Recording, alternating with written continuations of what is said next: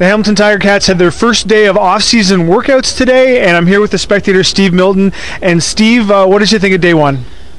I liked, as Austin did, the speed, particularly among the linebackers. When I watched the linebackers drill, my eyes kind of popped a little bit with the speed, and rightly so.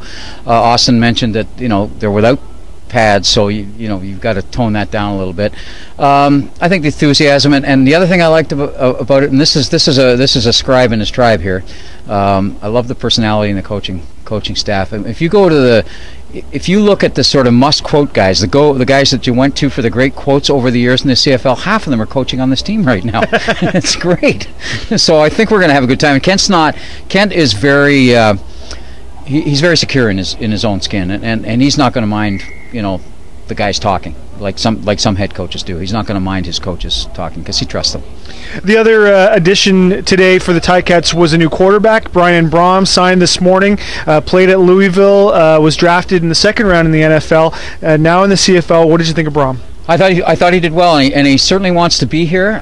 He's had a rough go. I mean, this guy's been dumped on from great heights. I mean, when you're a second-round draft choice and you don't last a second season with a team that makes you their top quarterback choice, then obviously there's a disappointment factor. There's a sort of a negative celebrity factor to him. He's played in the UFL, and that means he's had 2 years of spectacular insecurity in his career, because even for a guy playing, that's the least secure place you can play, because you don't know if the UFL is going to be there next year.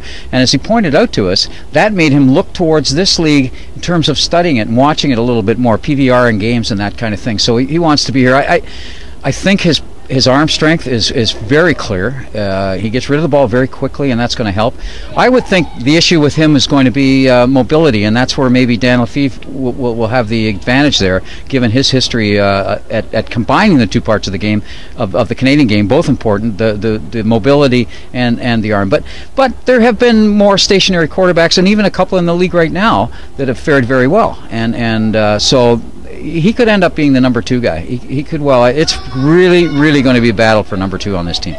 The final storyline, I think, from today is the guy who isn't here, and that's Chris Williams. We asked Kent about him, we asked Henry about him, and everybody's saying all the right things, but given the fact that most of the starting receiving core is here except for Williams from last season, what did you think about Williams' absence? Well, unless he's got, and we don't know this, and you did the stories and he didn't tell you that he has a firm offer of actual real money from some NFL team, and of course they can't do that because that's, in a sense, it's not technically tampering, because there really is no agreement between the leagues at the moment, but it is tampering.